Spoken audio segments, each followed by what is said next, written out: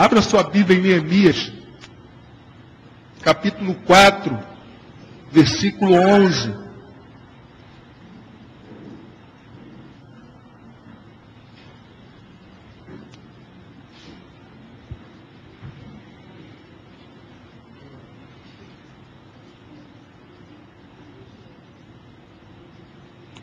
Vamos fazer uma leitura do 11 ao 15.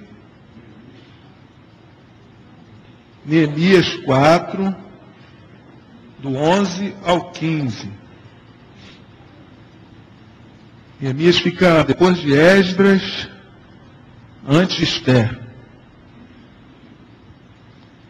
Disseram, porém, os nossos inimigos: nada saberão disto, nem verão, até que entremos no meio deles e os matemos. Assim faremos cessar a obra.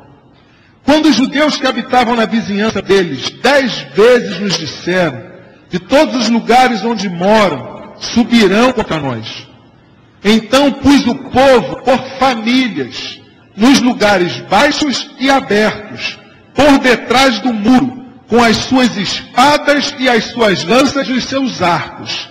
Inspecionei, dispus-me e disse aos nobres, aos magistrados e ao resto do povo: não os temais, lembrai-vos do Senhor grande e temível, e pelejai pelos vossos irmãos, vossos filhos, vossas filhas, vossa mulher e vossa casa. E sucedeu que, ouvindo os nossos inimigos que já o sabíamos, e que Deus tinha frustrado o desígnio deles, voltamos todos nós ao muro, cada um à sua obra. Amém? Esse texto é um texto muito abençoado da palavra de Deus, irmãos. E nós estamos, em contraste com o que nós lemos aqui hoje, as notícias esses dias, ontem, hoje, filho esfaqueia pai e mãe, pertinho da gente aqui na Tijuca, não é isso? Irmãos gêmeos matam o irmão mais velho. Irmãos gêmeos de 21 anos matam o irmão mais velho de 27 porque usava drogas. Em uma das suas atitudes, por estar pelo domínio e controle das drogas, os seus irmãos mataram. E as notícias só são piores e cada vez piores dentro das famílias.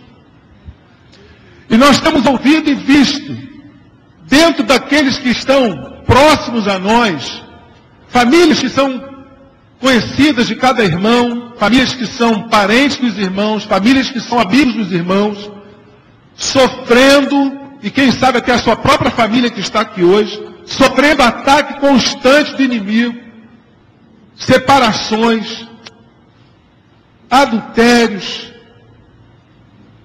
violência doméstica. E isso hoje tem acontecido muito e as pessoas se calam. Graças a Deus, devido às leis que estão colocando aí, estão conseguindo colocar cada vez mais em prática, delegacia especializada e tudo mais, as mulheres estão começando a sentir mais liberdade para poder denunciar, e mesmo assim ainda correm riscos. Nós vemos dias e mais dias em notícias, das mulheres que denunciam, e não são tomadas devidas providências, daqui a pouco essa pessoa aparece morta, espancada. E nós temos, irmãos, como igreja do Senhor Jesus, sofrido ataque constante na nossa vida.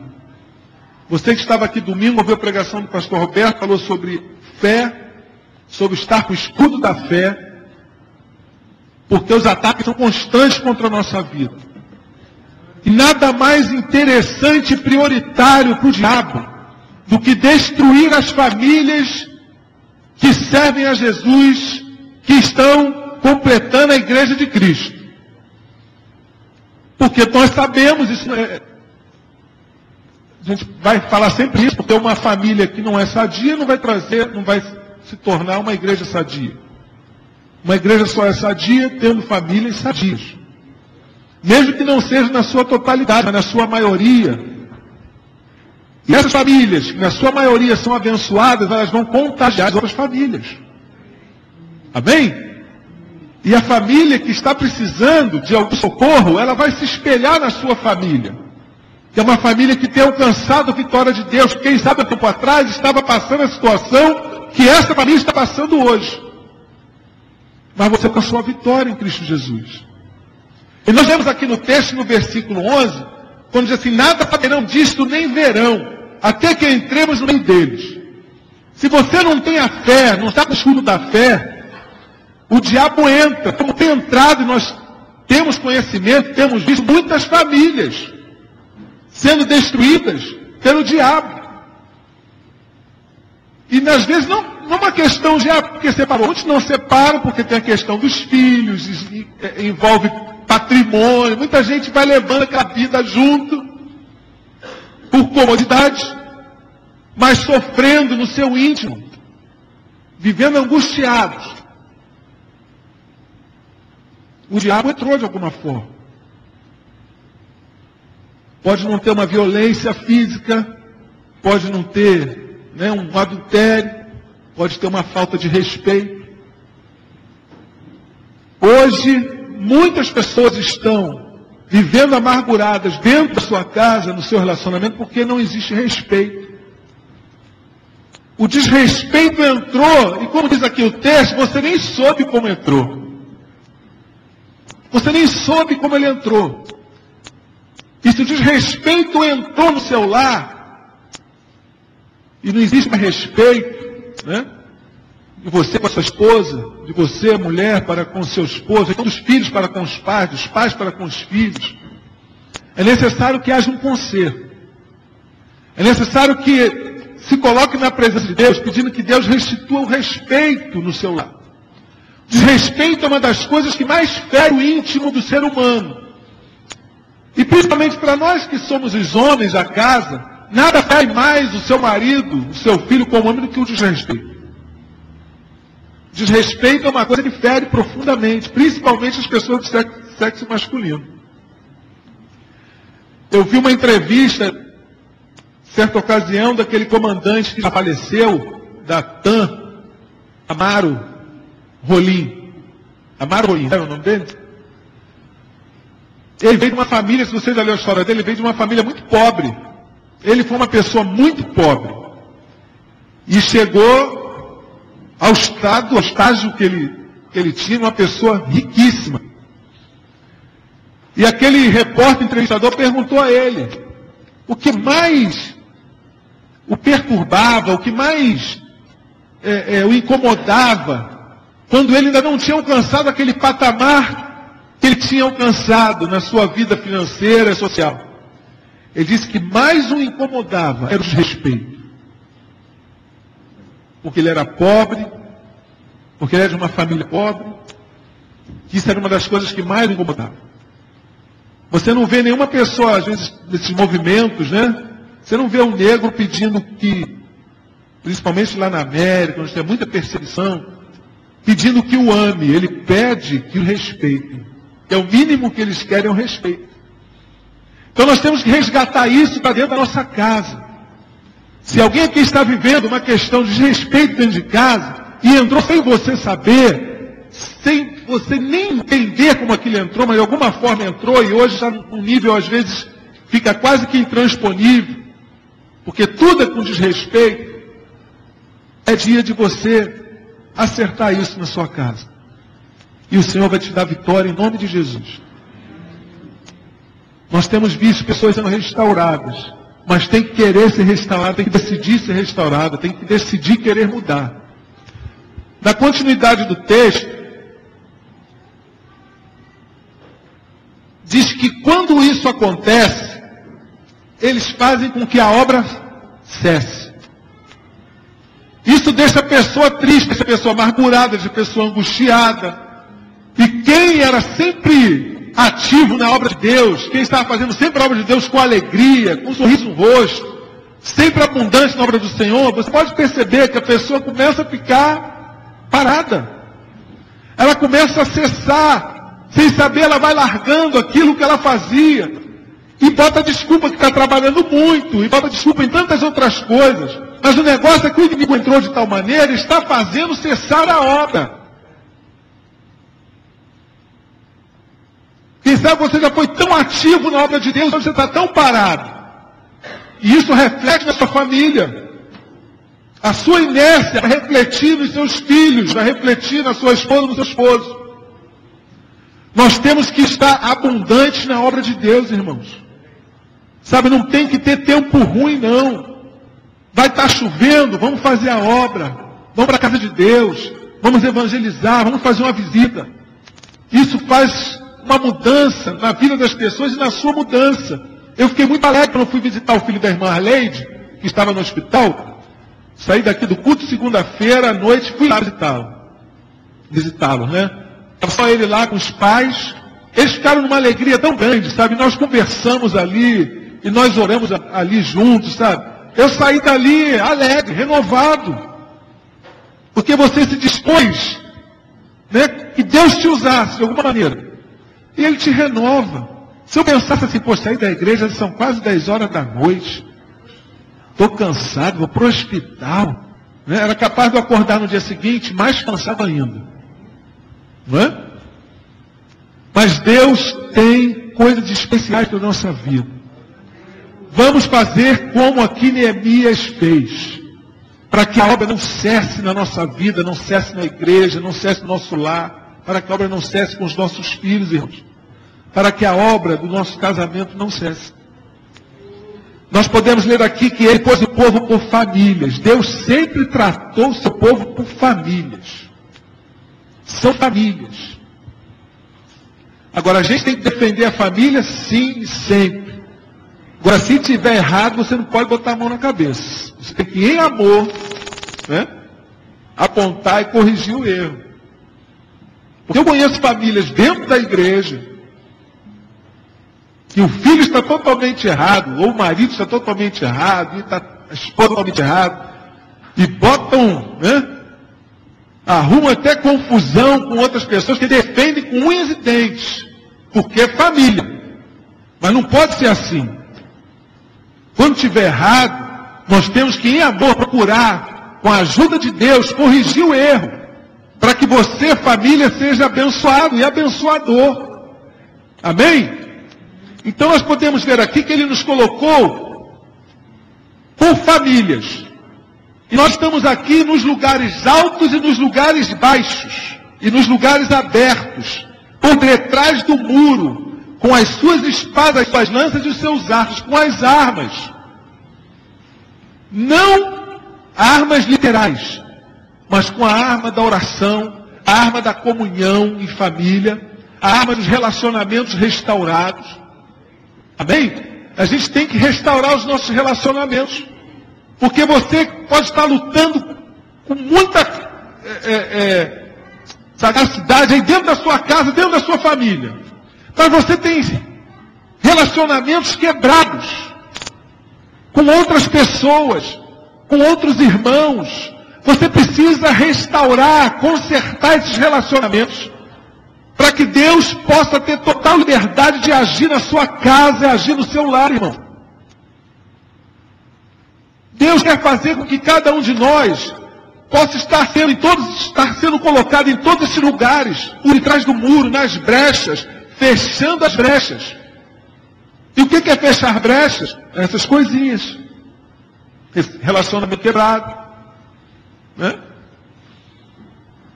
A falta de respeito. E se você for puxar na sua memória, muitas outras coisas que você vai ver que se encaixam na situação que talvez você esteja vivendo hoje.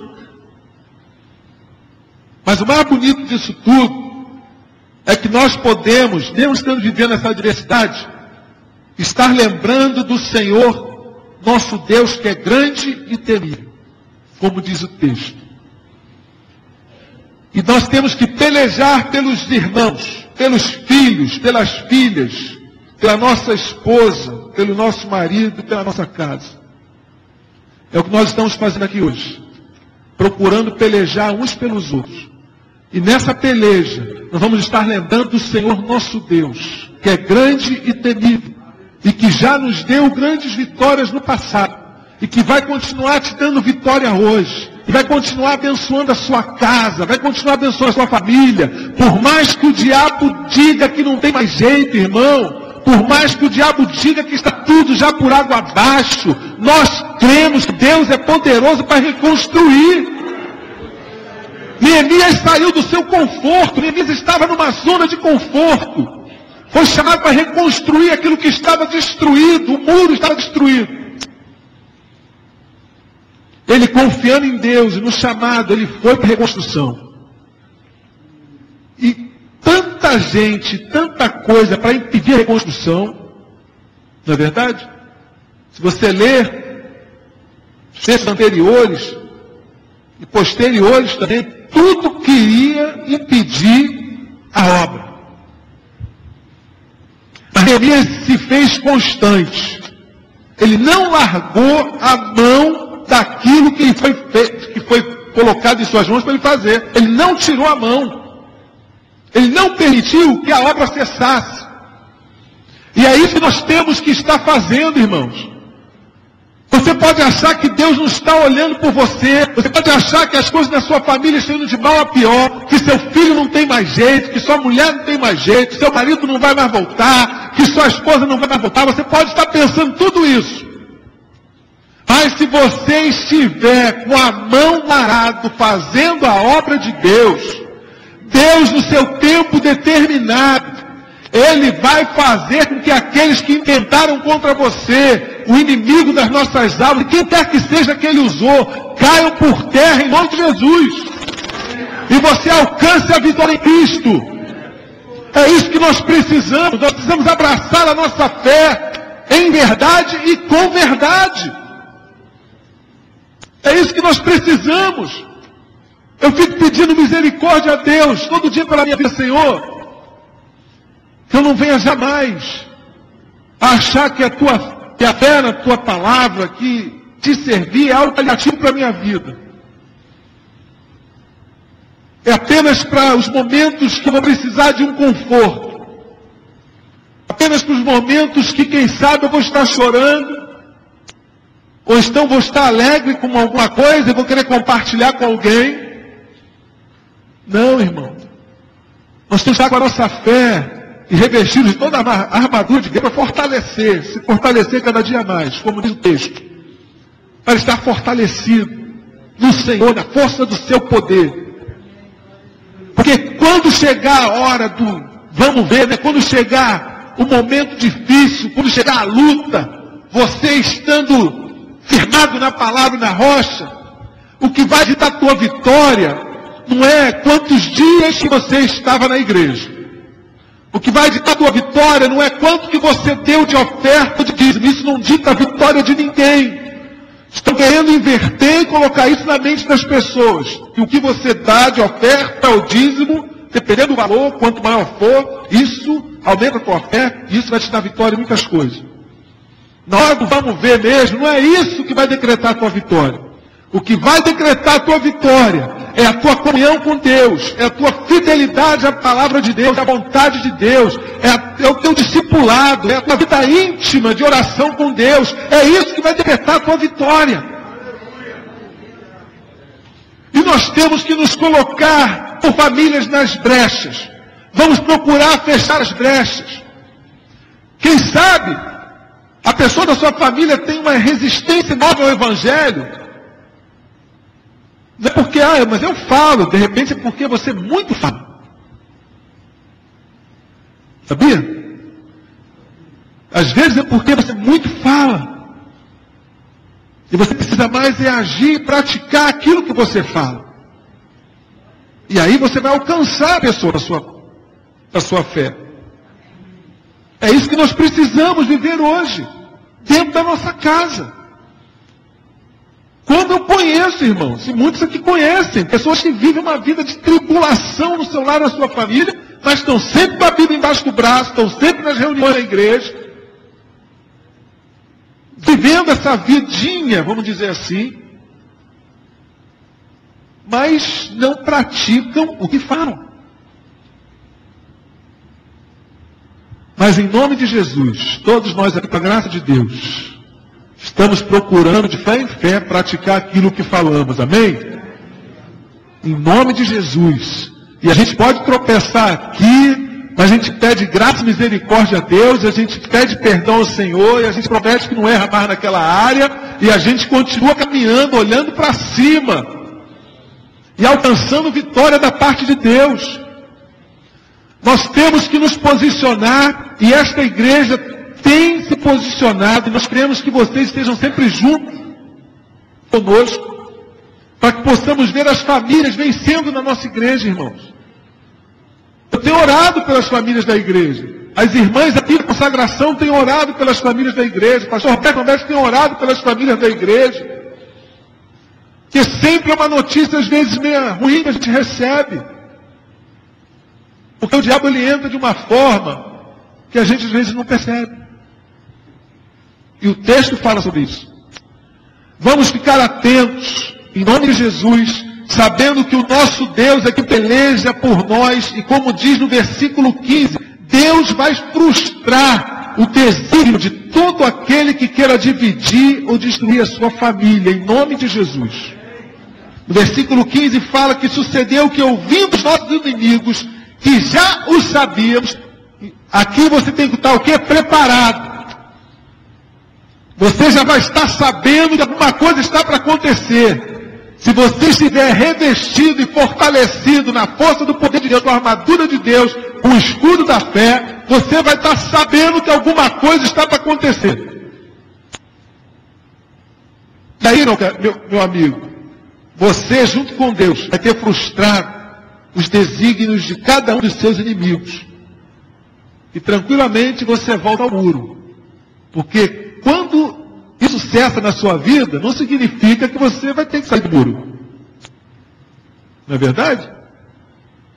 Quando você alcançar a vitória numa área aí da sua família, volte para o muro. Continue no muro. Muro, lugar de vigilância. Muro, quem sabe às vezes ocorre uma rachadurazinha, você tem que estar ali pronto no muro para fechar aquela rachadura, aquela brecha. Vamos estar sempre no muro, com famílias, nos posicionando, crendo que Deus é poderoso para abençoar a nossa casa, em nome de Jesus.